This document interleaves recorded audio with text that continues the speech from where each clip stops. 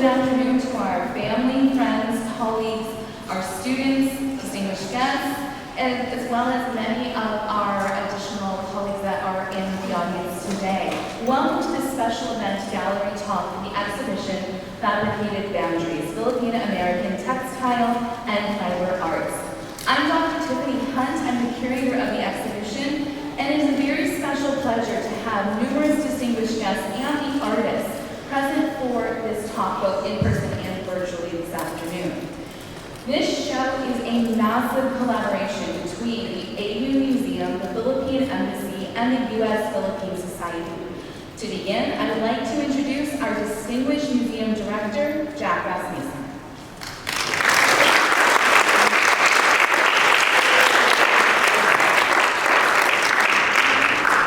Good afternoon, and welcome to the American University Museum.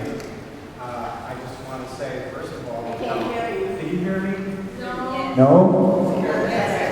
Hey, sorry, thank you. Good afternoon. I just wanted to, first of all, thank the artists for lending us the work for this excellent show. And I am most indebted, we all are indebted to Dr. Tiffany Hunt, who really pulled off an amazing feat here, putting this show together just with smoke and mirrors and love and energy. And it's really been a pleasure to have her here.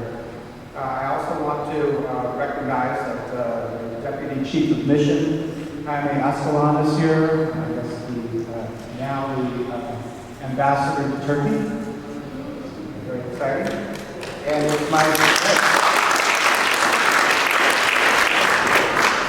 And it's my great honor to introduce His Excellency Jose Manuel Romualdez, Philippine Ambassador to the United States.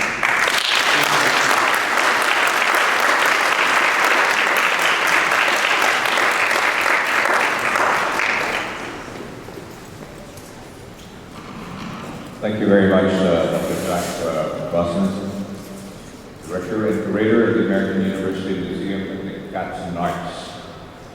And yes, our Deputy Chief of Mission is going to go to Turkey on Thanksgiving Day. We planned it that way. And we have, of course, Dr. Tiffany Hunt, the American University Adjunct Professional Lecturer of the Arts, and our good friend, Mr. Hank Hendrickson, the Executive Director of the U.S. Philippine Society, Boekelmann, Patricia Orpilla, and Jeanne, Jalandoni, the visionaries who created the beauty we see here today. And ladies and gentlemen, a pleasant afternoon to you all. On behalf of the Philippine Embassy in Washington, D.C., it is my great pleasure to join you today for the gallery talk on Fabricated Boundaries, Filipina American Textile and Fiber Artists. This exhibit is not only a celebration of artistry, but a profound reflection on identity, heritage, and movement. Through the works of Pacita, Diño, Boekelmann, Jeanne, Jalandoni, and Patricia, Orpilla, we are invited to see that identity is never static. It is constantly recalibrating, much like the materials and techniques portrayed today. Fabricated Boundaries invites us to reflect on the spaces we inhabit, the places we come from, and the unseen borders that shape our lives. For many in the diaspora, these boundaries are felt most profoundly in the heart. In these pieces, fabric becomes a storyteller. The abaca and piña fibers evoke the natural beauty of our homeland. The stitches, weaving, and pabalat, paper cutting, reflects skills passed down through generations, and pabalat, and also recall the festivals, markets, and moments shared with family.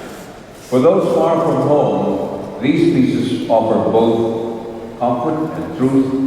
Regardless of distance, our culture travels with us, woven into who we are and what we create.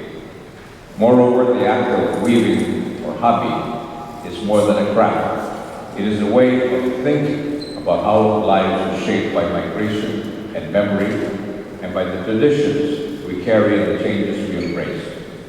We see the journeys of these young women navigating between real, perceived, and imagined boundaries. These are personal stories, yet they resonate collectively across oceans and binding communities together through their shared experiences. We are grateful to the curator, Dr. Tiffany Lynn Hunt, and her team for bringing this vision to life, and to both the Philippine and U.S. Philippine Society and the American University Museum Captain Arts Center for providing an opportunity where these voices can be best amplified. Your commitment to showcasing diverse perspectives ensures that the stories of the Filipino diaspora have a rightful place in the broader American cultural narrative as we also celebrate Filipino American History Month. To our artists and their families, maraming salamat.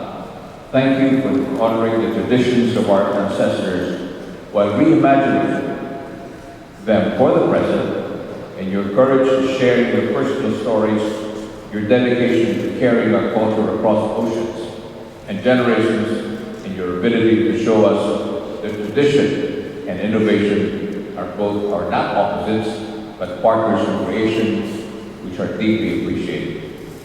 As we listen to the voices that created Fabricated boundaries, may you also be inspired to reflect on the threads woven through in your own life, the courage or the heritage you carry, the boundaries you navigate, and the new patterns you might weave to future generations.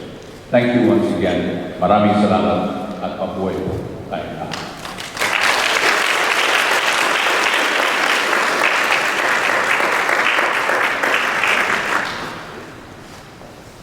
Ambassador Mombolas. I want to also bring to the podium the Executive Director of the U.S. Philippine Society, Jeanne Hendrickson. It is without their collaboration that we would not be able to put this show together and to see the wonderful works that are on display. So, Jeanne Hendrickson, would you please come to the podium?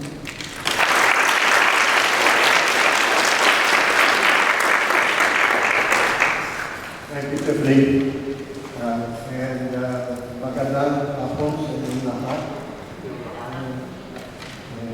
Ambassador Dave Wallace, and I think Ambassador John Masto is here, who's President Emeritus of the U.S. Philippine Society. I'd like to recognize John. Also, Jack Rasmussen. Jack, thank you very much for the work you've done with this. Filipina American artist, Nick, Boekelmann, Patricia, Orpilla here, and Jeanne, Jalandoni, for joining us. And of course, curator, Dr. Tiffany Hunt, who made the Fabricated Boundaries exhibition possible, distinguished guests, and participants. On behalf of the U.S. Philippine Society, I congratulate the artists, patrons, and the creative talent behind the scenes. American University's Captain Arts Center is one of Washington's premier venues showcasing works of artists from the U.S. and around the globe. It is a fitting tribute that the four Filipina American talented artists occupy the central gallery in this lovely, modern, and spacious arts center. As we celebrate Filipino American History Month this month, we have this opportunity to view, explore, and better understand how the artists drew on themes from their Philippine heritage, employing indigenous fabric materials and techniques as an expression of their multi-layered Filipino-American identity. They are members of the Filipino-American generation who exemplify valuable qualities from both cultures.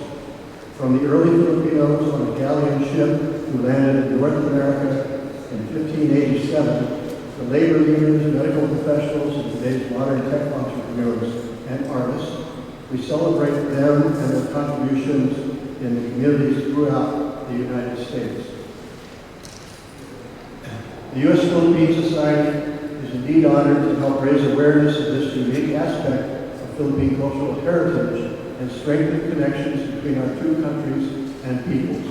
We are honored by all of your presence here today, and we deeply appreciate your support.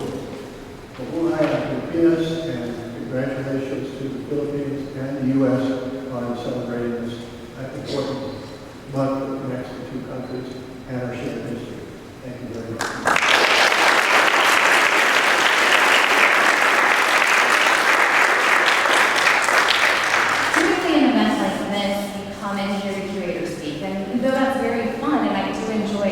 All about this show. I thought it would be more powerful to have the artists that have contributed actually tell us their own narratives. So we will go round robin. I will start with our first artist, Diño. Mick, please come on. Thank you. I want to thank Tiffany, brilliant curator, arts advocate, and all the preparators who handled the work with so much care and respect that we can all enjoy today's exhibit. I want to start off with how I changed from oil painting to cutting out manila envelopes. Anything you see with manila envelope, that's me. And it started in 2017 when I felt very uncertain about my belonging in this country. Do you hear me? Yes. I was questioning home, what my place was in the world in the US, and I needed grounding. So where do I go to? I go to the connection that's the strongest to my motherland, which is my mother.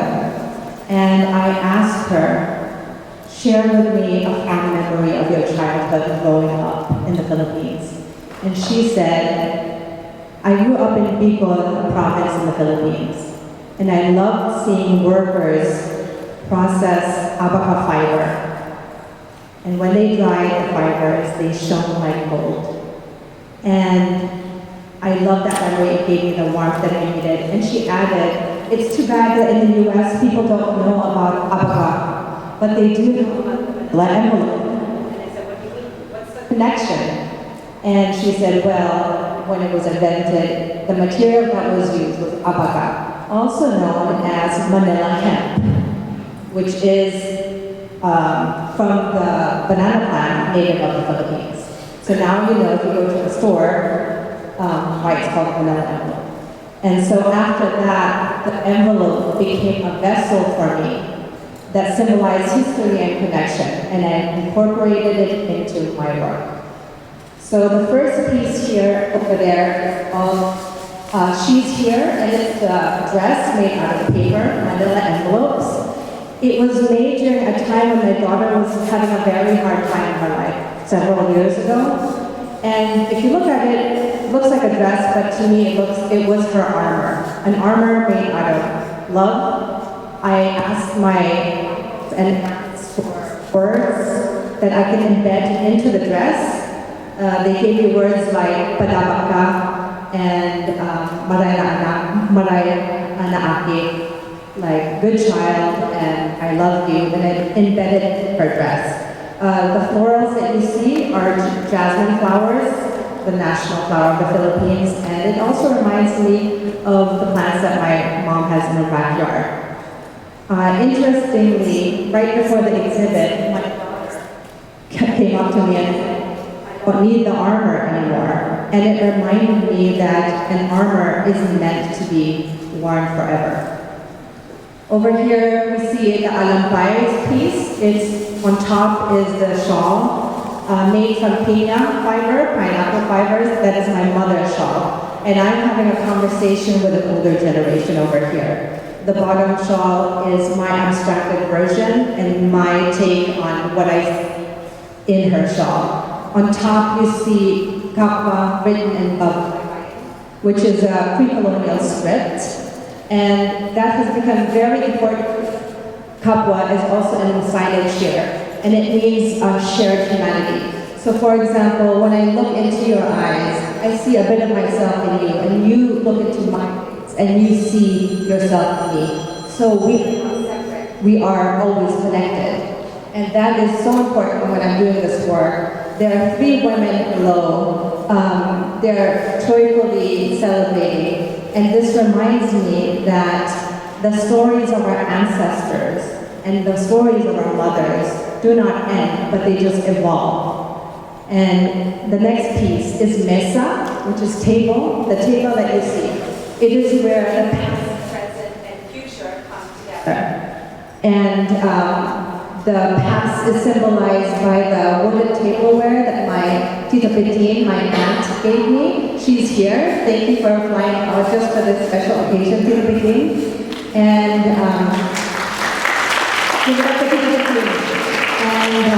there are painted two women resting, which they're resting in the moment, which symbolizes the present, and then petals that were given to me from the Philippines, from my cousin, that represent the future and the growth for the next generation. As you know, if you come to a Filipino celebration with food, we have lumpia, we have the the Jeanne's lechon head. We have a lot of laughter. It is very loud. And it just reminds me of the spirit of Bayanihan, which will never be taken away from the Filipino people. Over here, those were the conversations I've had intergenerationally. On this wall, I'm having an internal conversation. These three women are resting. And when I create, it's very intuitive. So after I created this, it reminded me of a mythological creature in the Philippines called the manananggal. The manananggal is a woman split in half, but she's depicted as a monster. In my revision, I think she is a woman whose power is misunderstood. I asked myself, why is she severed? And in mine, I make her whole again with fragments of nature, and she is able to rest again. And finally, the self-portrait over there, which is housed and framed in a manila envelope. My only comment to that is that we are more than our documents. And it brings us back to kapwa, which makes us pause, see each other once again, and care for each other.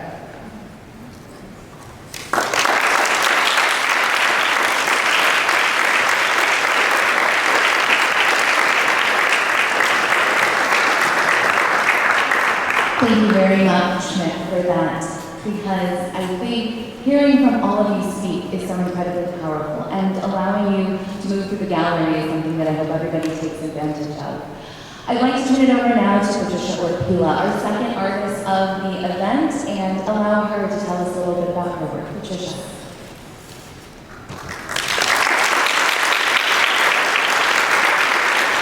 Hi everybody, thank you so much for being here. Thank you to Tiffany for the incredible vision in this exhibition. Thank you to the museum for hosting. Thank you to the Philippine Embassy and U.S. Philippine Society for your incredible support of this exhibition and this artist talk. I'm so excited to be showing two different bodies of work in this exhibition. I have my fabric paintings over here to your right, and then also my works on paper here to your left that use a variety of printmaking techniques.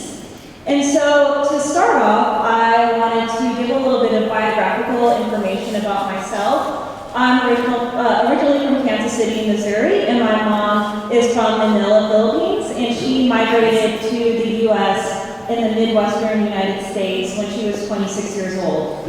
And so that deepened my interest in printmaking history, textiles, and the archives. And so I really looked to the archives to gain an understanding for the cultural conditions as to why my mom immigrated from the Philippines to the United States. And so this work really started off as a bind-and-key rare book and manuscript library in New Haven, Connecticut. So these works on paper began around 2022, and they're really inspired. I was really fascinated to find that one of the first widely circulated and published texts in the Philippines was the doctrine of Christianity. And so this really became a turning point in my own research towards printmaking history. And I'm really inspired by understanding more and more about religion in the Philippines.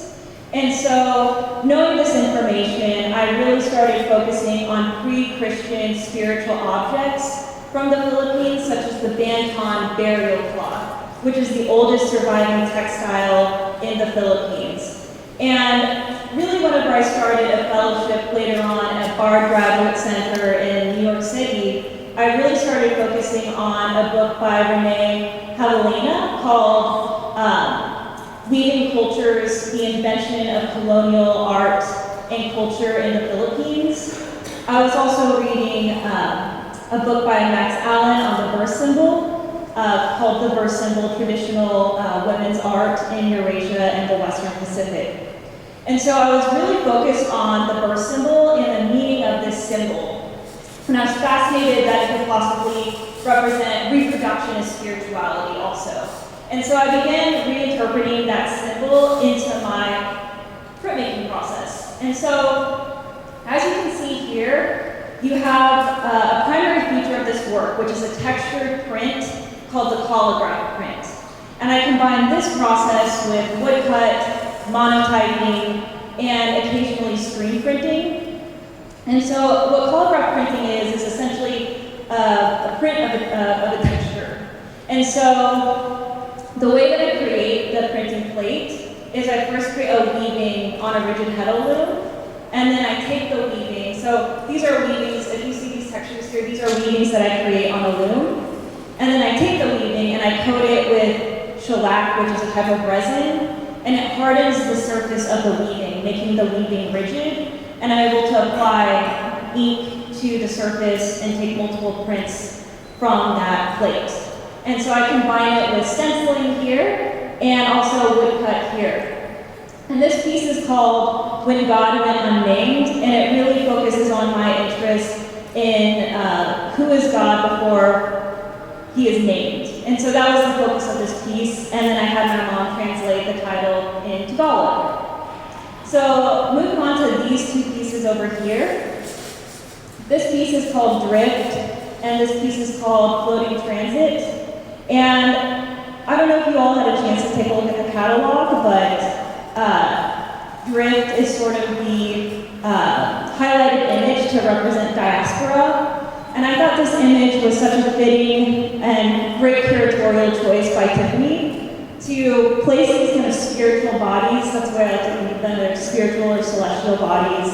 And they're placed in this sort of unstable landscape here with these kind of textures. So I thought that was really wonderful to think about this piece related to diaspora. And this piece up here is called Floating Transit, and it's a recent piece from 2022. And I created it at the Museum of Arts and Design in 2022, and I really was focusing on the front and back of the weaving. So I was taking a print of the front and the back. You can sort of see the weaving itself is sort of unraveling over on this side. And I really love this piece, especially positioned next to the Pacita blog, looking at the front and the back of her Trapunto paintings also.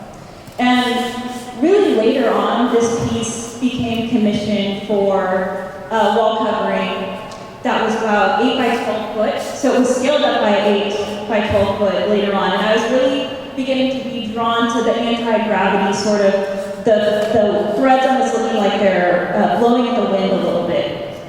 And it later on inspired these paintings on fabric. So essentially these are all fabric painting techniques. I'm using staining, rolling, and dyeing to work on the fabric. And this piece is called Opening a Loop. And my hope with these pieces is that the sort of archival references come over and become more of a metaphorical representation of the references in my prints. And so in Opening a Loop, this was inspired during a time when I was working for a jewelry designer who uses crochet techniques, which crochet being a series of loops to create a structure. And the structure is closed off with a knot. And so I was really interested in when the knot becomes undone and the whole structure sort of falls apart. And so this is really inspired by crochet techniques. And over here I have Rewired, which is also a recent painting. And it's really inspired, like the title is Rewired. So I was interested in threads starting to represent these types of filaments or neural pathways because of the liveliness of the threads. So the threads are a bit more alive in these, so they're kind of suspended in space. And so I was interested in the title being rewiring because thinking about sort of new habits being formed or new neural pathways being formed, that's how I began thinking about the textiles themselves as sort of these metaphorical references to different pathways being formed between the textiles. And this is really inspired by an ancient technique called spraying, which is also a series of loops. But yeah, I've been really excited to show these two bodies of work together for the first time in hopes that they also kind of like interact with one another. But yeah, I think that's about it. I really look forward to answering any questions at the end of this, and I'm working on this body of work presently, so thank you so much for being here.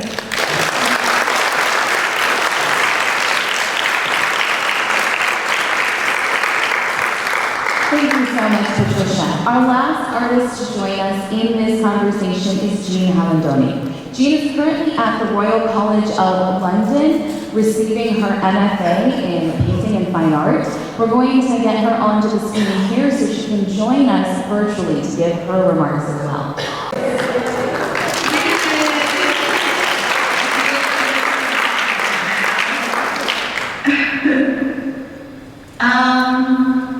Hi everyone. Sorry I can't join you in person, but I'm glad to be here virtually. And thank you to Tiffany for curating such a wonderful body of work and the Filipina Embassy for supporting the exhibition. Just a few words about my pieces in the show. It looks very different in terms of process. I combine weaving with painting, and traditionally I am a painter. Textiles has been incorporated into my practice since around the pandemic. I did a residency in Brooklyn that made me become very passionate about the process of weaving on floor loom, as well as using a domestic knitting machine, which, if you're not familiar with that, it kind of looks like this keyboard with 200 tiny needles that's knitting vertically versus horizontally knitted with regular needles. And so, thinking about traditional painting, you're using textile, which is the canvas, and then painting, but the painting ends up being the main character of the piece. So I wanted to challenge like the idea of what painting can be, and by doing that, I'm also mimicking ways that I'm thinking about my Filipino American identity. I was born and raised in New York City, and I've never been to the Philippines, so a lot of my perception of the country and associations is through the lens of my mother and her childhood stories growing up in the Philippines, as well as my interactions with her friends and my titas and titos who shared their stories of the Philippines. So I had this very vivid imagery of what the Philippines could be based off of, let's say, the dogs running in the street, or the weather, the trees, and all these colors just started sorting itself in my head. And so I created personal mythologies or self-invented mythologies around a water buffalo figure, which you see on that side piece. It's called Hold Your Horns. And the water buffalo figure, she's holding her horns and carries the weight of the psychological heaviness of her responsibilities of uplifting her Filipino background. But I think of this mythology as kind of a response to early 1900s U.S. mythology around their own exceptionalism, such as, if you're familiar with Uncle Sam, that was kind of a personification of the U.S., and a lot of early depictions of him were with the newly acquired lands at the time, which were Mexico, the Philippines, Puerto Rico.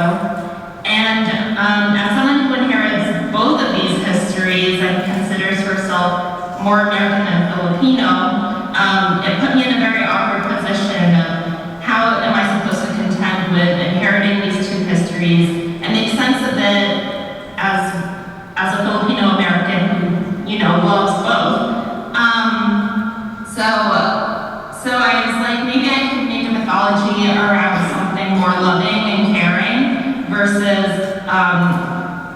pushing a power onto people and beliefs onto people. So that's also seen in the Mother Carabao, which is at the entrance of the exhibition. So the reason why she's so large is to mimic how Uncle Sam was created, like really large and gigantic, towering over the small Filipino children in those cartoons. So I wanted the Carabao mother to be modeled after my own mother. So that's her body, and she's eating lechon, which are actually scraps from the knitted lechon head that is somewhere in the room. I'm not sure where I am. And yeah, so the reason why I incorporate fabric with my work also is to think about the idea of rebuilding memory with your hands, like something very physical. And textiles allows you to manipulate the structures and also allows you to really meditate over the process and what you're doing. So it's been great. And then I guess the last thing I will speak about is the painting behind you it's my right side, but it's called Moth Whispers. And lately I've been thinking a lot about like breathing rituals and beliefs, and the importance of that. And in the Philippines, there's this belief that if you see a moth, it's your loved one from the afterlife coming to visit you. Thank you to whoever's waiting. And I was really interested in embroidery because it's a very slow process, right? It's kind of like embroidering into spider webs. You can't really see the pineapple fabric while you're doing it. But my dad's mother, she had this giant sewing kit, and while I was learning how to embroider, I was consulting the sewing kit, and there were a lot of threads that were unopened and embroidery hoops, and it kind of felt like she was gifting me those objects to learn this process. So it felt like a weird spiritual connection with her, as well as her guiding me into this piece. But this piece is also just, it's very special to me, and I hope to do more of that. And I look forward to any questions that you might have at the end as well. And again, I'm so sorry I can't be there, but it's nice seeing everyone, and thank you for being here today.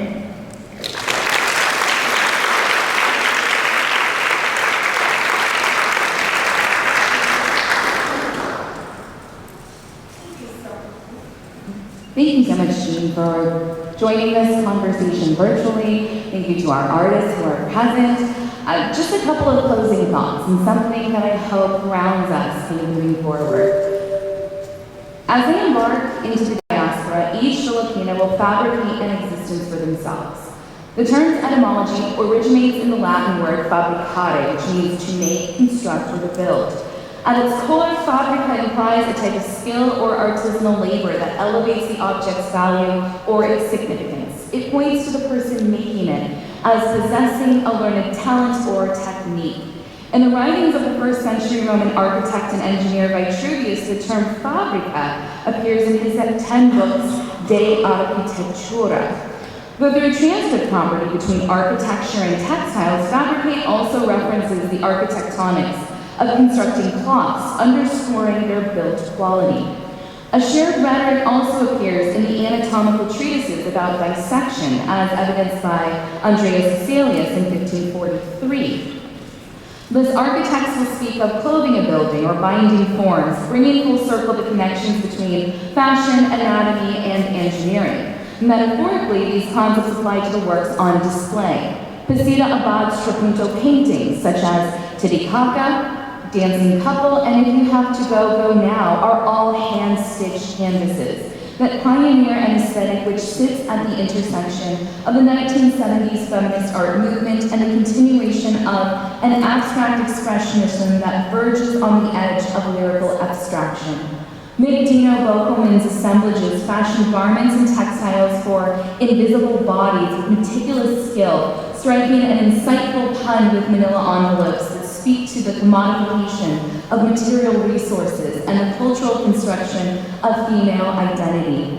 Jeanne Jalandoni's knitted and embroidered works compose structures of layered material and symbolic meaning that teeter towards a surrealist notion of the uncanny or estrangement, where Patricia Orpilla's prints apply the formal qualities used in textile production to imbue her works with a gestural energy that surges with kinetic potential and exposes the possibility for unraveling or unwinding of forms. But at the same time, there's a secondary meaning to the word fabrication, which is deceit. The act of fabricating applies a type of invention akin to a story that is made up by putting together pieces of information which are not entirely true. It is in the case that the term can underscore a different process closer to nostalgia and the partial truths that women in the diaspora pass down to their children through stories. Some of these stories paint beautiful pictures of an island's natural beauty laced with the sounds of family gatherings or the smell of beloved dishes. And other stories reveal trauma, loneliness, and heartache. Filipinos in the diaspora account for over 1.18 million overseas Filipino workers who contribute over 116 billion Philippine pesos in cash remittances held in Philippine banks. Thus, a burden exists for Filipino OFWs, not only to provide monetary support to their families back home, but also to fabricate a narrative about life in the United States and abroad that mirrors the expectations, presumptions, and inherited ideas about American culture and society, blessed with comfort, prosperity, and material goals. Children in the diaspora will often find that our parents reveal those difficult parts of their experiences only when we reach adulthood. Our work is like that of an archaeologist who recovers artifacts of a cultural past long buried by their parents, or the investigative journalist who pieced together archival photographs tucked away in plastic albums. All of these fabrications, nevertheless, present the narrator with an opportunity to author their history, or, as E. San Juan Jr. calls, the rebirth of a Filipino imagination. The creativity of the fabrication provides a strategy for self-preservation or even protection, ensuring their dignity and character remains intact. Now, as you wander the gallery, but also as you pick up the exhibition catalog, we have intentionally included photographs of our mothers, of our family members that are a part of the diaspora, because it's important for us to also acknowledge the ancestors who have born us and carried us here. So with that, I want to thank all of you for participating in these fabricated boundaries, and I hope that you can all participate in our afternoon Marienda. Thank you.